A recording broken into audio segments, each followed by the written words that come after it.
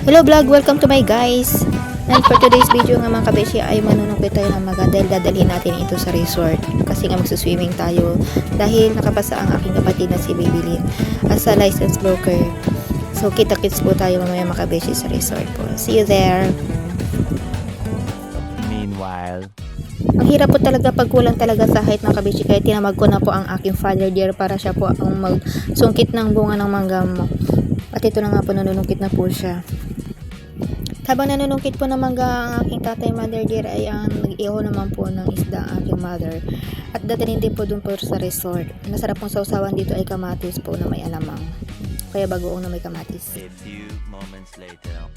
Papunta na po kami nito sa resort at hindi pa man kami nag-uumpisa ay negrot negra na po kami.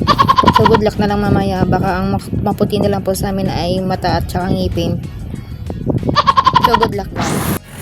After 10 minutes nga lang po mga kabeshi ay nakarating na po kami dito sa resort at kahit ilang beses na po kami nakapag-swimming dito ay minabalik-balikan din po namin ito dahil sobrang ganda po na lugar na ito. Sobrang nakaka-relax po. At syempre, magaganda din po yung mga halaman dito mga kabeshi. Worth it po talaga ang bayad dito. 15 minutes later. Habang hinihintay nga po namin ang aming mga kasama po na magsuswimming po at ang celebrant po ay gumagawa na po kami ng mga logo at nag-decorate na po kami sa kubo. So ayan po mga kabeshi, ang hirap pong gumawa pero after 10 decades po ay nakagawa na rin kami. Kasama ko nga po pala ang aking anak na si Unique at ang mga kasama po niya, mga kalaro po niya na kapitbahay po namin. At ito po nagde-decorate na po kami sa kubo po habang hinihintay po namin ang aming kapatid na celebrant po. Manggagaling pa po siya sa malayong silangan. Napakainit po talaga mga kabeshi ang panahon ngayon dahil summer na po pero kailangan namin tapusin. And after 10 days tapos na po ang aming ginawa. So ayan po mga kabeshi ang final na po na ginawa po namin. At ito na po rin ang dumating na po ang kapatid ni may dala po lechon.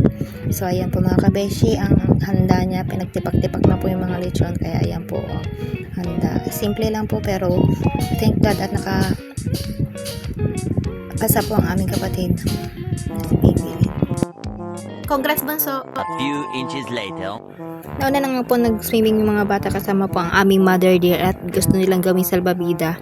Ayun at pinagtulong-tulungan po nila kung paano nila mahihila ang aming mother dear sa swimming pool. Pero hindi po nila mahila-hila dahil sobrang bigat po. Meanwhile, Pagkatapos nga po mag-decorate ay magre-retouch naman po ang inyong mga kabeshi dahil sobrang haggard na po. Sa sobrang init nga po kailangan nating magpaganda muna charot at mag-picture taking bago mag-swimming. Feeling tagapagmana na resort. Yung lilibutin mo yung buong resort dahil sobrang gaganda po ng mga halaman po sa paligid po ng resort. So ayan po mga kabeshi, bye-bye muna for now. Bye! much later. Hello vlog! Welcome to my guys! Hello vlog! Welcome to my guys! At syempre hindi pa tatalo ang ating mother dear mga kabeshi. At tingnan nyo naman, feeling tagapagmana ng resort. Hindi na pa ako mga kabeshi. So ayan, bawat sulok ng resort yata ay napicturan ko sa kanya. At ito na nga po, paparating na po ang aming ninong at ang ating mother dear na nahuli po sa biyahe dahil ayun yung video kayo. Tara na. 75 years later. Nagko-concert na nga po mga kabeshi ang aking ninong sa kanyang napakagandang song at ito po mga kabeshi nagtatadada po sila ng lechon. So ayan po, napakasarap po talaga ng lechon. Nadala po ng aking kapatid galing sa malayong silangan. Ito po mga kabeshi ang kapatid. Yung wala ka pa talagang kabalak-balak maligo ng mga oras na yun dahil sobrang init mga kabeshi kaya ang gawa ko pa lang dyan ay magpapak ng mga foods. Habang kumakain ako mga kabeshi ay kumakanta ang aking mga pinsan. Sadya nagmana nga nakagandahang boses sa aking mga pinsan sa aking charot. So ayan po. At ito na nga yung mga kinuha namin mga manggang mga kabeshi sa likod ng aming bahay. At meron pang matamis na santol at siniguela sa ilalim pang himagas namin. Uy, mga binata na itong mga to. Yuri, 1, 2, 3. 1, 2, 3. 1, 2, 3, go! A few inches later. At hindi nga matatawaran ng saya ng mga bata at syempre pati mga matatanda, may ngipin man o wala sa mga ganito mga pagkakataon mga kabeshi. Gaya na po ng aming tito na ito po, wala pong sawang sumasayaw po mga kabeshi kahit walang tugtog, charot.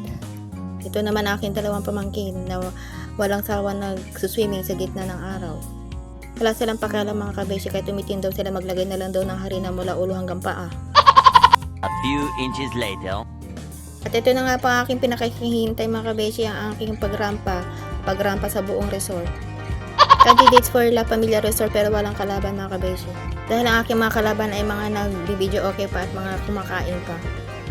Kaya sinamantala ko ng pagkakataong ito dahil sa pagkakataong ito siguradong panalo na ako dahil wala sila. Yung feel na feel mo talaga na maging model na resort at walang karekla-reklamo ang aking videographer sa mga oras na yun mga kabeshi. Dahil pinangakuan ko siya na kapag ako ang tagapagmana na resort ay gagawin ko siyang mayordoma. Tingnan nyo naman mga kabeshi, ang gaganda talaga ng mga halaman dito sa resort. At ito na po ang aking anak na langoy lang na langoy.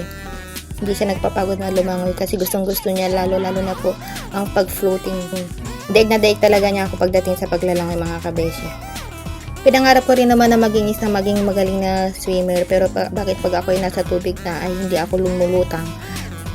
Siguro ay dahil sa mabigat talaga ako o kaya dahil sa lechon na kinain ko. At ito naman ang aking father dear na magaling din palang ang lumangoy. Sa totoo lang mga kabeshi, wala pa siyang puting buhok. 78 years old na siya pero wala pa siyang puting buhok. Hindi dahil siguro sa shampoo na kanya gagamit kundi sa kanyang ginagamit na baby oil. Sobrang bait nga ng father dear ko na ito mga kabeshi kaya mahal na mahal nga namin siya. Super thankful pa rin kami kay God dahil malakas pa rin siya sa kabila ng kanyang katansan. Yung enjoy na aking anak sa kanyang paglalangoy pero ako kahit isang hiblo ng buhok hindi pa rin nababasa. Feeling tagapagmana pa rin na resort. At ito na mga kabeshi ang mangga na galing sa likod ng bahay namin. Ang ganda ng usapan ng kapatid ko na alam ang bibilhin ko pero naging asin at asili lamang. Pero masarap naman kasi sa pagkain kami nag-aagawan. At ito na po mga kabeshi ang aking kapatid na celebrant. Feel na feel niya ring romampa na mag-isa.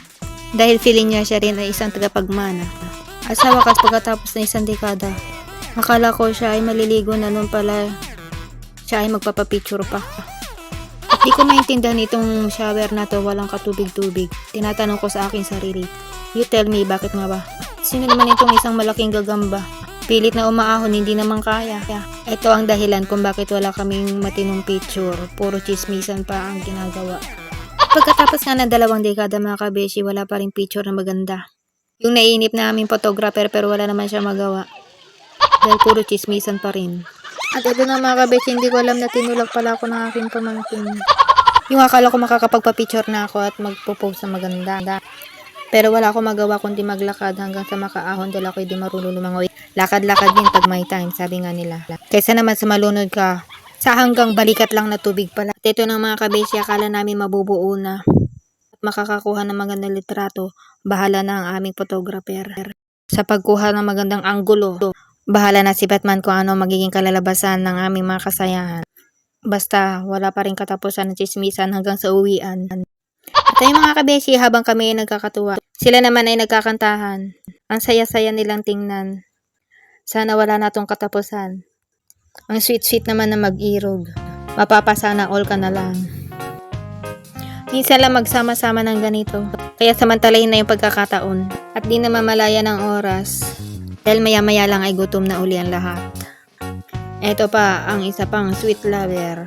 Sobrang sweet naman talaga nila sa totoo lang. Papasana all ka na lang.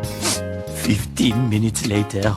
Yung feel na feel mo pa talagang mag-swimming at magbabad sa araw. Pero ikaw na lang pala natitira. Lahat sila ay kumakain na.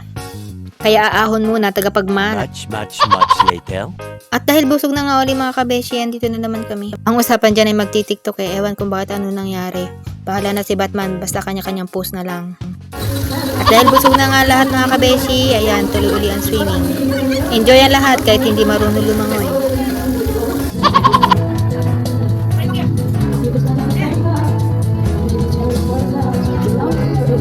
At syempre, banding moment muna ng aking mother.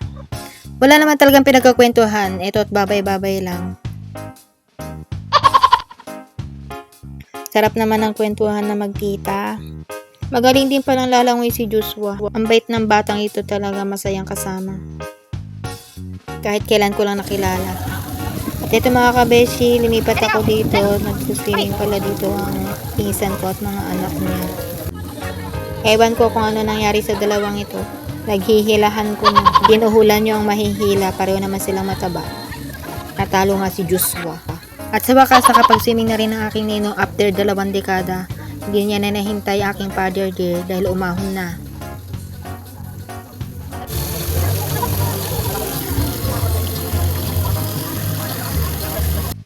Ang sarap lang sa paningin ni makita ang ating mga magulang na masaya. Tanggal lahat at pagod at problema. At ano naman nangyari sa magkapatid na ito kung kailang uuwi na sa magme-makeup up. Para maganda rin daw sila sa litrato at sa video.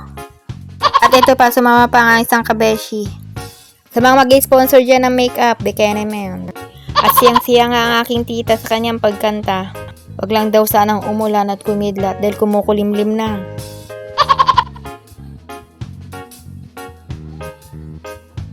O diba, ang ganda? Bakit lalayo ka pa kung dito lang sapat na at masaya? Naghahanda na nga kami mga kabeshi dahil kami uuwi na. At ito na nga po, uwi na po kami mga kabeshi. Sobra nag-enjoy yung mga bata at matanda, mangipin o wala. Hanggang sa muli, la familia. Kami babalik pa. Much later. Nauna na nga po sila mga kabeshi, kami po ay nahuli pa dahil kami po ay magta-tricycle lang. So ito na po, papalabas na po kami na resort. At hanggang sa muli po, bye-bye. And that is all for today's video guys. Bye for now. Okay, nag-enjoy ba kayo? Bye! Enjoy ka ba niya? Ay, negro. Mga negro at negra na. Bye!